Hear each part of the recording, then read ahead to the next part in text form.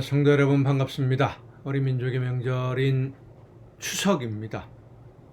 즐겁게 잘 지내고 계십니까? 풍성한 열매들처럼 하나님이 주시는 은혜와 복이 우리 성도님들 모든 가정 위에 풍성하게 충만하게 내려서 세상 모든 사람들이 바라보면서 부러워하는 아름답고도 복된 가정들 될 수 있기를 간절히 바랍니다. 오늘 우리가 함께 은혜를 나눌 본문 말씀 신약성경 마가복음 14장입니다. 마가복음 14장 3절부터 9절까지에 있는 말씀 봉독합니다. 마가복음 14장 3절부터 9절입니다. 예수께서 베다니 나병 환자 시몬의 집에서 식사하실 때에 한 여자가 매우 값진 향유 곧 순전한 나드 한 옥합을 가지고 와서 그 옥합을 깨뜨려 예수의 머리에 부으니 어떤 사람들이 화를 내어 서로 말하되 어찌하여 이 향유를 허비하는가? 이 향유를 300데나리온 이상에 팔아 가난한 자들에게 줄 수 있었겠도다 하며 그 여자를 책망하는지라. 예수께서 이르시되 가만두라. 너희가 어찌하여 그를 괴롭게 하느냐? 그가 내게 좋은 일을 하였느니라. 가난한 자들은 항상 너희와 함께 있으니 아무 때라도 원하는 대로 도울 수 있거니와 나는 너희와 항상 함께 있지 아니하리라. 그는 힘을 다하여 내 몸에 향유를 부어 내 장례를 미리 준비하였느니라. 내가 진실로 너희에게 이르노니 온 천하에 어디서든지 복음이 전파되는 곳에는 이 여자가 행한 일도 말하여 그를 기억하리라 하시니라. 아멘. 여러분, 기념이라는 말을 생각해 보셨습니까? 누군가가 나를 기념한다, 나를 기념해서 무엇인가를 한다라고 한다면 얼마나 영광이겠습니까? 오늘 추석인데 이 추석을 기억하고 기념한다라고 하는 것도 참 대단한 의미가 있는 날이지요. 그런데 어떤 민족의 명절 이런 것이 아니라 나 한 사람을 사람들이 기억하고 기념한다. 참 대단한 것입니다.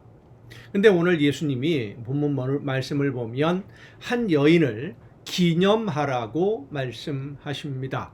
그런데 사실 여인의 이름을 몰라요.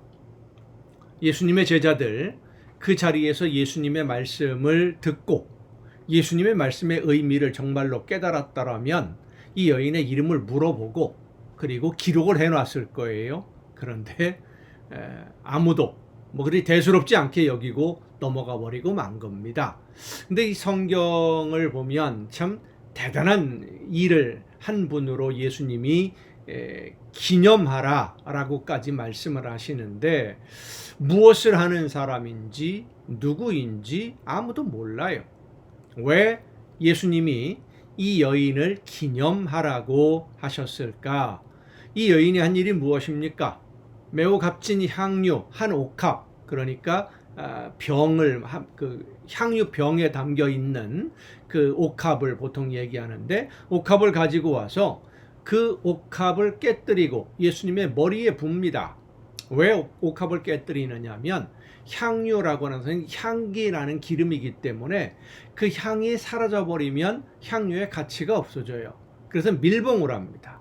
그 밀봉했던 것을 깨야만, 부숴야만 향유를 꺼낼 수 있는 거예요. 그래서 그 옥합을 깨뜨리고 향유를 예수님에게 부은 것이죠. 사실 예수님의 제자들과 이 여인을 비교해 보면 아주 대조적입니다.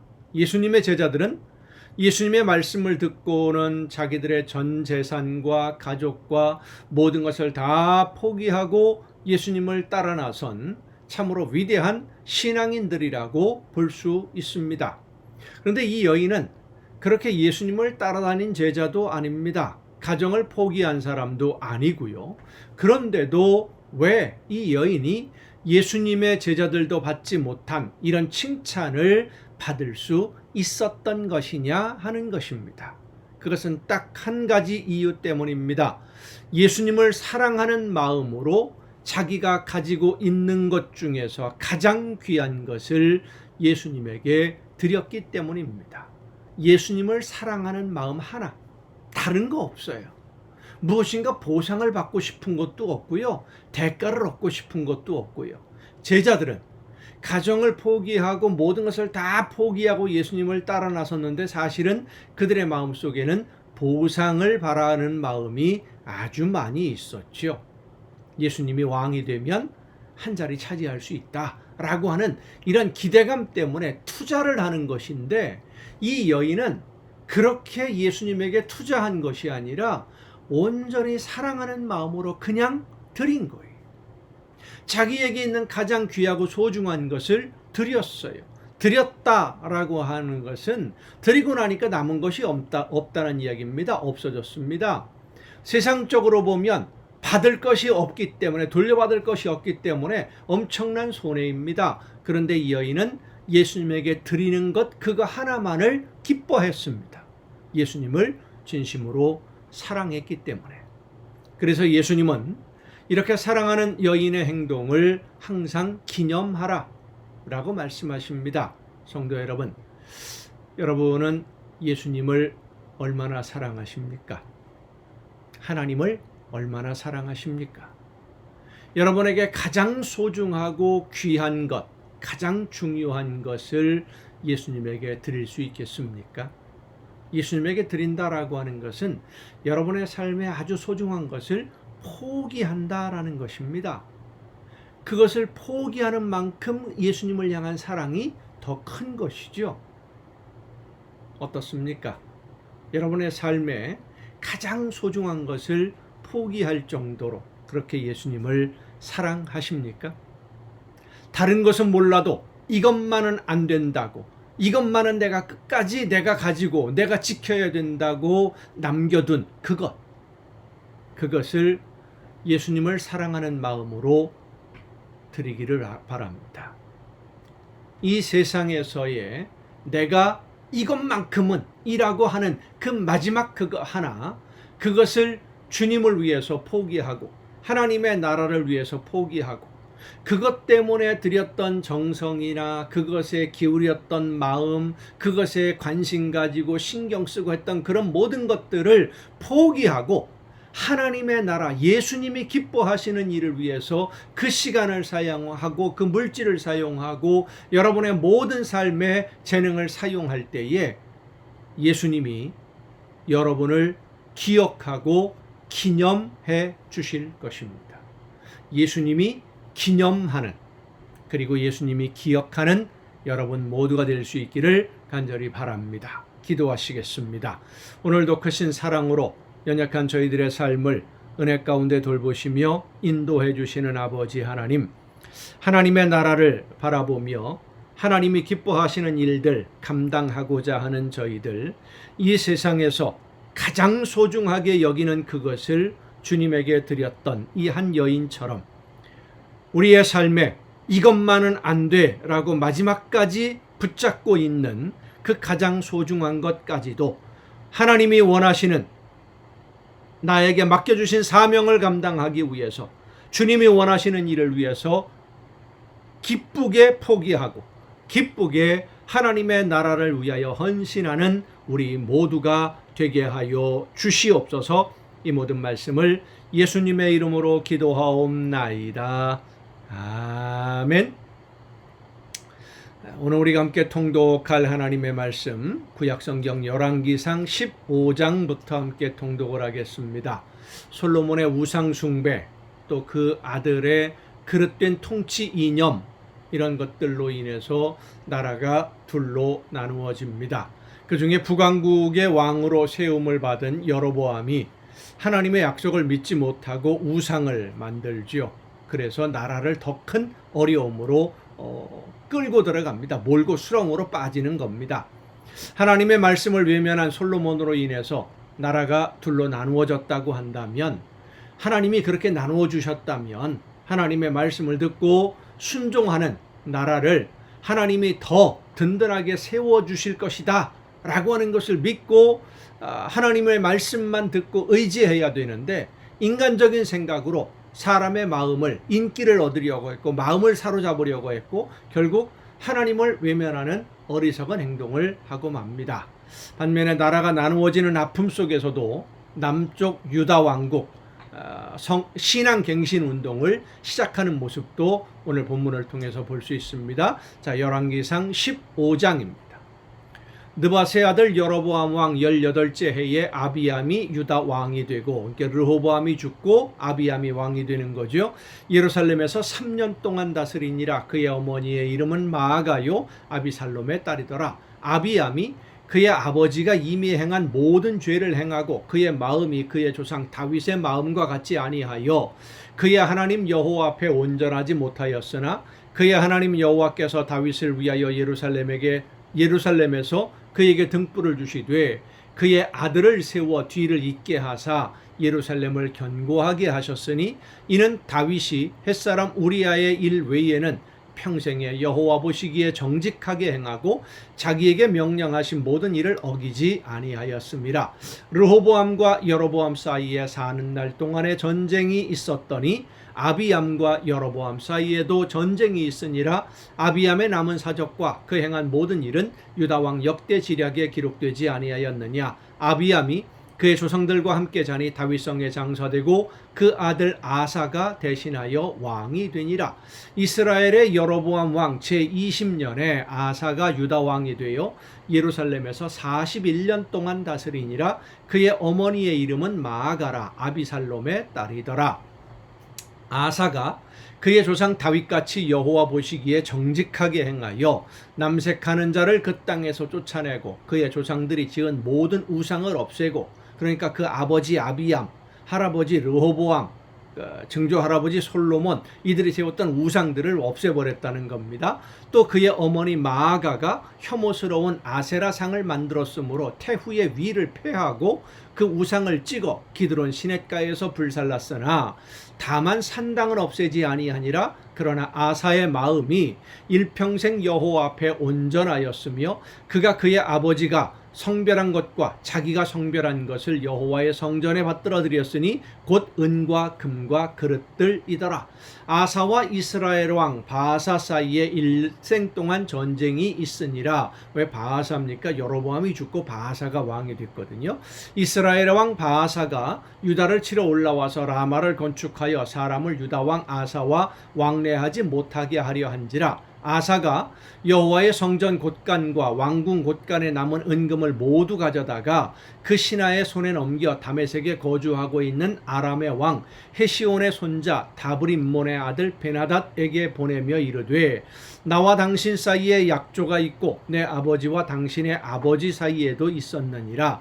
내가 당신에게 은금 예물을 보냈으니 와서 이스라엘 왕 바하사와 세운 약조를 깨뜨려서 그가 나를 떠나게 하라 하매, 베나닷이 아사 왕의 말을 듣고 그의 군대 지휘관들을 보내 이스라엘 성읍들을 치되 이온과 단과 아벨 벳 마아가와 긴네렛 온 땅과 납달리 온 땅을 쳤더니 바하사가 듣고 라마를 건축하는 일을 중단하고 디르사에 거주하니라.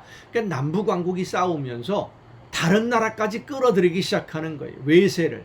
그러면 그들에게 결국은 내 것까지도 내줘야 되는 거거든요. 얼마나 안타깝고 어리석은 모습인지. 우리나라 정치들도 역시 마찬가지입니다.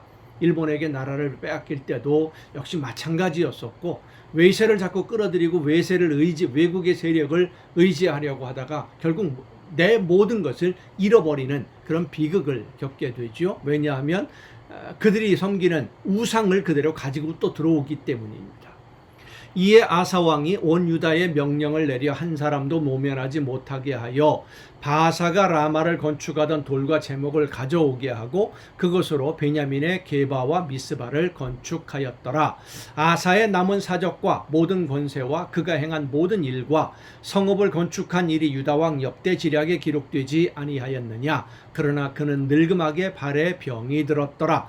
아사가 그의 조상들과 함께 자매 그의 조상들과 함께 그의 조상 다윗의 성읍에 장사되고 그의 아들 여호사밧이 대신하여 왕이 되니라. 유다의 아사 왕 둘째 해에 여로보암의 아들 나답이 이스라엘 왕이 되어 2년 동안 이스라엘을 다스리니라. 그가 여호와 보시기에 악을 행하되 그의 아버지의 길로 행하며 그가 이스라엘에게 범하게 한 그 죄 중에 행한지라.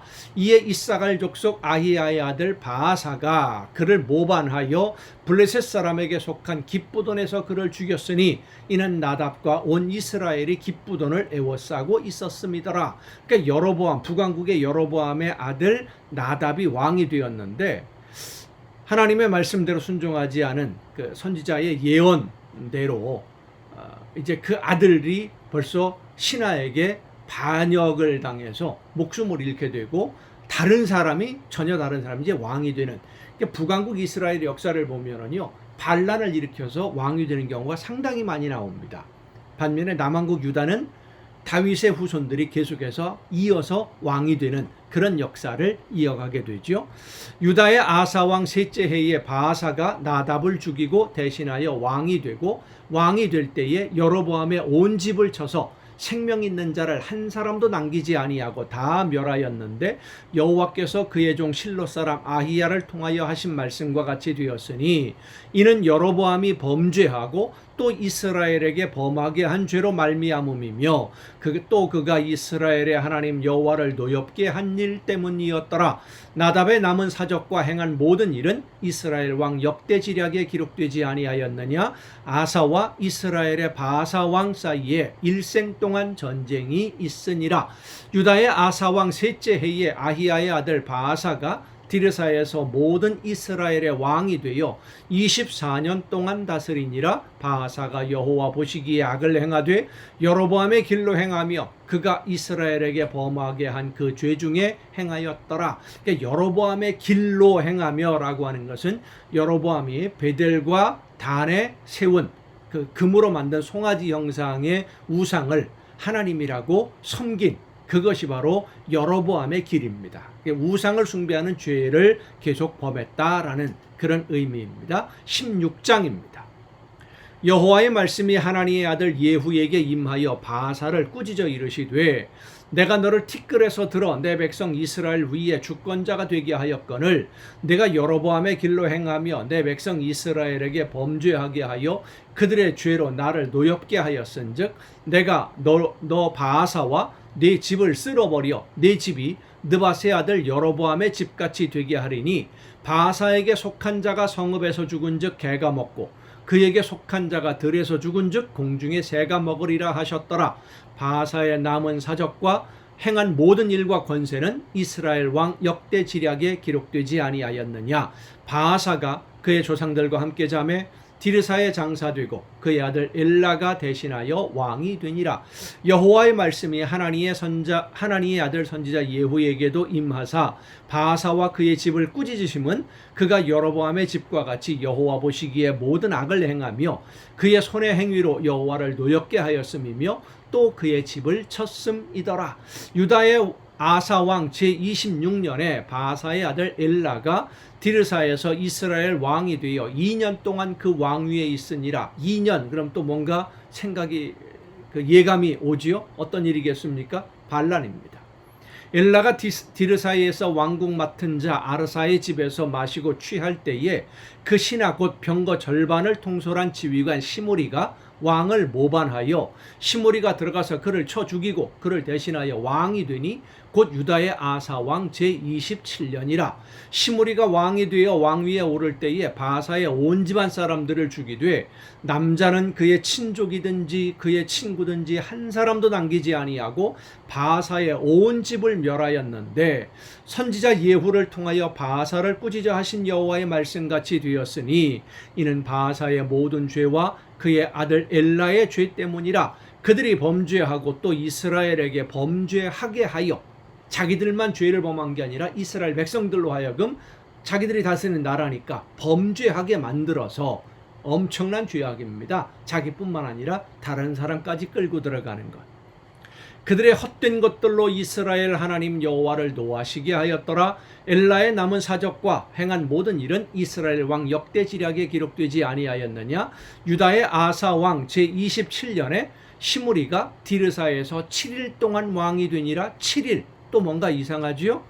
그때의 백성들이 블레셋 사람에게 속한 기브돈을 향하여 진을 치고 있더니 진중 백성들이 시므리가 모반하여 왕을 죽였다는 말을 들은지라. 그날에 이스라엘의 무리가 진에서 군대 지휘관 오므리를 이스라엘의 왕으로 삼음에 오므리가 이에 이스라엘의 무리를 거느리고 기브돈에서부터 올라와서 디르사를 에워쌌더라. 시므리가 성읍이 함락됨을 보고 왕궁 요새에 들어가서 왕궁에 불을 지르고 그 가운데에서 죽었으니 이는 그가 여호와 보시기에 악을 행하여 범죄하였기 때문이니라. 그가 여로보암의 길로 행하며 그가 이스라엘에게 죄를 범하게 한 그 죄 중에 행하였더라. 7일밖에 안 됐지만 왕으로 있는 것은 그의 일상, 왕이 되기 전에 그 삶이나 모든 것이 다 이렇게 우상숭배에 몰두하고 있던 사람이다라는 것이죠.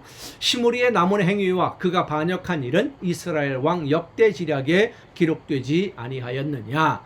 그때에 이스라엘 백성이 둘로 나뉘어 그 절반은 기낫의 아들 디브니를 따라 그를 왕으로 삼으려 하고 그 절반은 오므리를 따랐더니 오므리를 따른 백성이 기낫의 아들 디브니를 따른 백성을 이긴지라.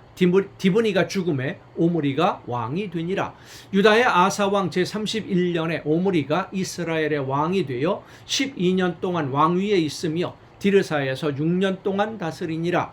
그가 은 2달란트로 세멜에게서 사마리아 산을 사고 그 산 위에 성읍을 건축하고 그 건축한 성읍 이름을 그 산 주인이었던 세멜의 이름을 따라 사마리아라 일컬었더라. 오므리가 여호와 보시기에 악을 행하되 그 전에 모든 사람보다 더욱 악하게 행하여 느밧의 아들 여로보암의 모든 길로 행하며 그가 이스라엘에게 죄를 범하게 한 그 죄 중에 행하여 그들의 헛된 것들로 이스라엘의 하나님 여호와를 노하시게 하였더라. 오므리가 행한 그 남은 사적과 그가 부린 권세는 이스라엘 왕 역대지략에 기록되지 아니하였느냐. 오므리가 그의 조상들과 함께 잠에 사마리아에 장사되고 그의 아들 아합이 대신하여 왕이 되니라. 이 아합이라는 사람 우리가 많이 들어서 알고 있는 바로 그 사람입니다.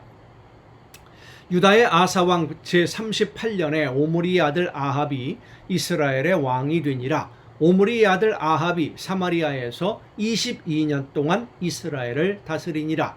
오므리의 아들 아합이 그의 이전의 모든 사람보다 여호와 보시기에 악을 더욱 행하여 느밧의 아들 여로보암의 죄를 따라 행하는 것을 오히려 가볍게 여기며 시돈 사람의 왕 엣바알의 딸 이세벨을 아내로 삼고 가서 바알을 섬겨 예배하고 사마리아에 건축한 바알의 신전 안에 바알을 위하여 제단을 쌓으며 또 아세라상을 만들었으니 그는 그 이전에 이스라엘 모든 왕보다 심히 이스라엘 하나님 여호와를 노하시게 하였더라. 그 시대에 베델 사람 히엘이 여리고를 건축하였는데 그가 그 터를 쌓을 때에 맏아들 아비람을 잃었고 그 성문을 세울 때에 막내 아들 수굽을 잃었으니 여호와께서 눈의 아들 여호수아를 통하여 하신 말씀과 같이 되었더라.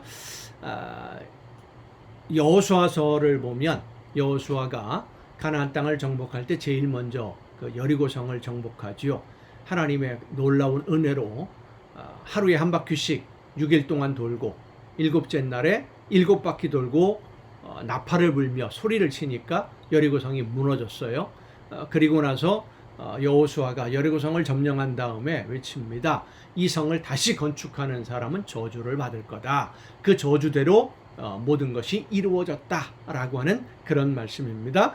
여러분 오늘 추석인데 명절, 즐거운 명절, 이웃들과 가족, 친지들과 함께 하는 이 시간에 이 가정 예배에 함께 하신 여러분에게 하나님의 크신 은총과 놀라운 축복이 넘치도록 임하시기를 간절히 바랍니다. 내일 이 가정 예배를 통해서 여러분 다시 뵙겠습니다. 내일 뵙겠습니다.